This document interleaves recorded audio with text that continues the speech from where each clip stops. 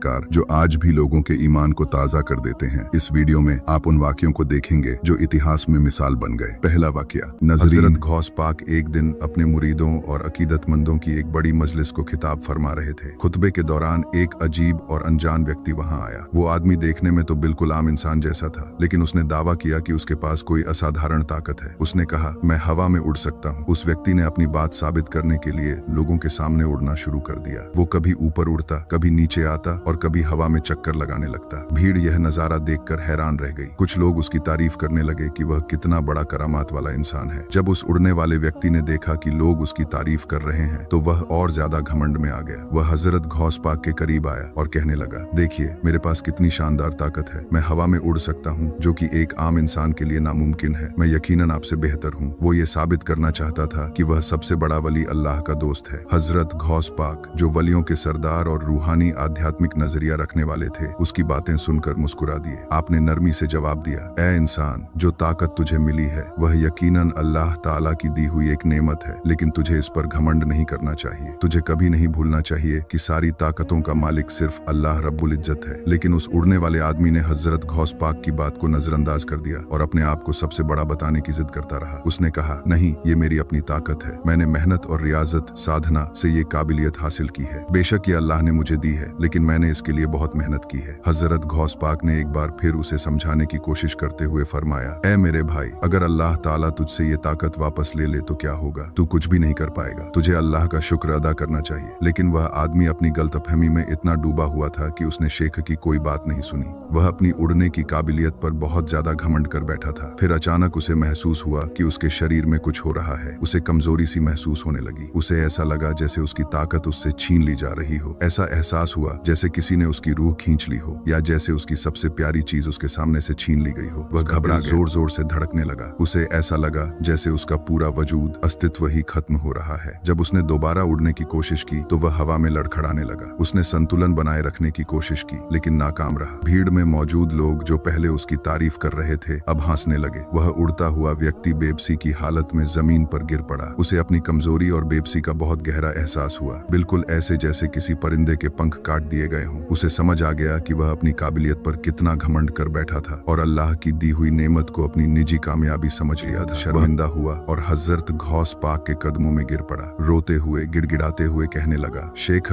ए मुहतरम, मुझसे बहुत बड़ी गलती हो गई है। मैं अपनी ताकत पर बहुत घमंड कर बैठा था और मैंने आपकी नसीहत नहीं सुनी। कृपया आप मुझ पर रहम करें और मेरे लिए दुआ करें। आप तो औलिया के सरदार हैं। आपकी दुआ अल्लाह ताला कभी रद्द नहीं करेगा। हजरत गौस पाक, जो हमेशा दूसरों को माफ करने वाले और रहनुमाई करने वाले थे, आपने उस शख्स को माफ कर दिया। आपने उसके लिए अल्लाह ताला से दुआ की, या अल्लाह, इसे माफ फरमा और अपनी रहमत से नवाज। कुछ देर बाद उस उड़ने वाले आदमी को फिर से अपने जिस्म में वही ताकत और गर्मी महसूस हुई। जब उसने दोबारा उड़ने की कोशिश की तो वह फजा आसमान में ऊंचा उठ गया। खुशी से चिल्लाया और आसमान की तरफ उड़ने लगा, बिल्कुल वैसे ही जैसे पहले उड़ता था। फिर वह तुरंत नीचे आया और हजरत गौस पाक का शुक्रिया अदा करते हुए कहने लगा, शेख, ए मुहतरम, आपने मुझ पर बहुत बड़ा एहसान किया है। मैं हमेशा आपका शुक्रगुजार रहूंगा। वह फिर शेख के कदमों में गिर पड़ा और उनका मुरीद बन गया। उसने हजरत गौस पाक की नसीहत को दिल से कबूल कर लिया, अपनी गलती पर सच्चे दिल से तौबा की और अपनी बाकी जिंदगी आजिजी और अल्लाह की इबादत में गुजारी। वह हजरत एक सच्चा मुरीद बन गया और दूसरों को भी यही सबक देने लगा कि कभी भी अपनी काबिलियत पर घमंड नहीं करना चाहिए। नजरीन ए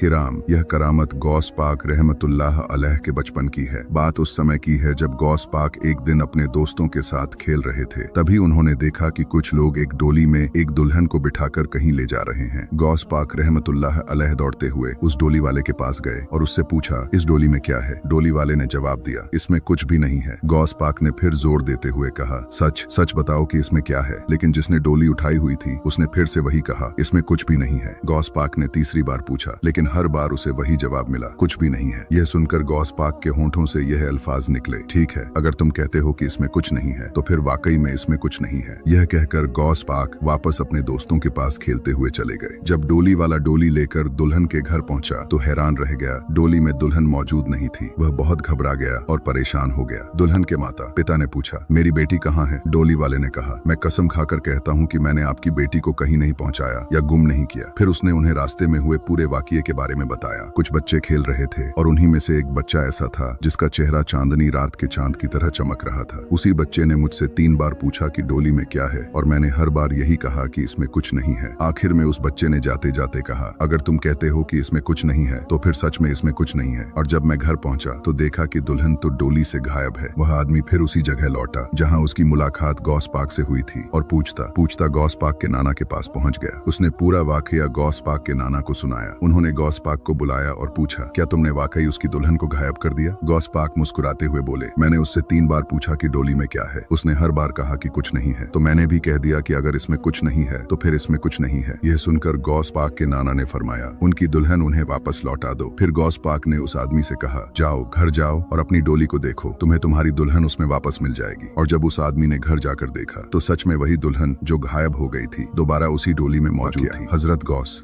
पाक रहमतुल्लाह अलैह का एक मुरीद था। उसके यहाँ एक बेटी पैदा हुई, लेकिन वो लड़की जन्म से ही विकलांग थी। ना उसके हाथ थे ना पैर, ना वो चल सकती थी ना हिल सकती थी, बस एक गोश्त का लोथड़ा थी। जहाँ रख देते वहीं पड़ी रहती। कुछ समय इसी हाल में बीत गया। फिर उस मुरीद की पत्नी ने कहा, क्योंकि आपके मुर्शिद बहुत पहुंचे हुए वली हैं, तो आप ऐसा कीजिए कि उन्हें अपने घर दावत पर बुलाइए। जब वो हमारे घर आएंगे तो हम अपनी बेटी के लिए उनसे दुआ करवा लेंगे। मुझे पूरा यकीन है कि जब आपके मुर्शिद हमारी बेटी के लिए हाथ उठाएंगे तो अल्लाह पाक उनकी दुआ को जरूर कबूल करेगा। ये बात उसके शौहर को भी पसंद आई। उसने कहा, ठीक है, कल मैं जाकर अपने मुर्शिद को दावत दूंगा। अब ये मियाँ बीवी वहाँ बातें कर रहे थे और इससे 50 किलोमीटर दूर बगदाद शरीफ में हजरत गौस पाक रहमतुल्लाह अलैह वहीं बैठे उनकी सारी बातें सुन रहे थे। अगले दिन वो मुरीद बगदाद शरीफ का सफर करके अपने मुर्शिद की खिदमत में हाजिर हुआ। उसने कहा, हुजूर, मैं आपको दावत देने आया हूँ, कृपया हमारे घर तशरीफ लाएं। ये सुनकर गौस पाक रहमतुल्लाह अलैह ने अपनी गर्दन नीचे झुकाई और थोड़ी देर खामोश रहे। फिर कुछ पल बाद फरमाया, ठीक है, कल मैं आ जाऊंगा, तुम जाकर तैयारी करो। मुरीद खुशी से वापस लौटा और अपनी बीवी से कहा, मेरे मुर्शिद करीम ने हमारी दावत कबूल कर ली है, वो कल आ रहे हैं। फिर मियाँ बीवी ने मिलकर शानदार तैयारी की। अगले दिन गौस पाक रहमतुल्लाह अलैह अपने कुछ मुरीदों के साथ उस घर तशरीफ ले आए। फिर उन्होंने उस मुरीद से कहा, जो तुमने हमारे लिए तैयार किया है वो ले आओ, हम खाकर फिर वापस निकलेंगे। अब उस मुरीद ने क्या किया, उसने अपनी बेटी को, जो कि जन्म से विकलांग थी, न हाथ न पैर, सिर्फ एक लोथड़ा थी, उसे उठाकर गौस पाक रहमतुल्लाह अलैह के सामने रख दिया। गौस पाक रहमतुल्लाह अलैह ने देखा तो वो एक बिल्कुल विकलांग बच्ची थी। उन्होंने पूछा, ये क्या है? मुरीद ने बहुत ही आजिजी के साथ हाथ जोड़कर कहा, हुजूर, ये मेरी बेटी है जो पैदाइशी विकलांग है। आप या तो इसके लिए दुआ फरमा दें कि ये ठीक हो जाए या फिर दुआ करें कि ये मर जाए, क्योंकि अब हम भी इससे परेशान हो चुके हैं। ये सुनकर गौस पाक रहमतुल्लाह अलैह मुस्कुरा दिए और अल्लाह की बारगाह में दुआ की। फिर बच्ची से फरमाया, करुम्बी इज़्निल्लाह, यानी उठ जा अल्लाह के हुक्म से। बस हमारे प्यारे गौस पाक रहमतुल्लाह अलैह के मुबारक लबों से ये अल्फाज निकलने की देर थी। वो बच्ची फौरन उठकर खड़ी हो गई। ये करामत देखकर मियाँ बीवी की खुशी का ठिकाना न रहा और उन्होंने अंजुमन अदब से अर्ज किया, हुजूर, एक बात और बताइए, जब मैं आपको दावत देने आया था तो आपने थोड़ी देर खामोशी इख्तियार की थी, फिर दावत कबूल की थी, उसका क्या राज था? इस पर गौस पाक रहमतुल्लाह अलैह मुस्कुराते हुए बोले, जब तुम मियाँ बीवी अपने घर में बैठकर मुझे दावत देने की बात कर रहे थे तो मैं बगदाद में बैठा तुम्हारी बातें सुन रहा था और मुझे ये भी पता था कि तुम मुझे किस वजह से बुलाना चाहते हो। इसलिए मैंने अल्लाह की बारगाह में थोड़ी देर चुप रहकर अर्ज किया, या अल्लाह, अगर तूने इस बच्चे की शिफा मेरे हाथों में रखी है तो मैं इस दावत को कबूल करूं, वरना ना करूं। तो अल्लाह ताला ने फरमाया, बेशक मैं हर चीज पर कादिर हूं और तू मेरा अब्दुल कादिर है। हाथ उठाकर मुझसे दुआ मांगना तेरा काम है।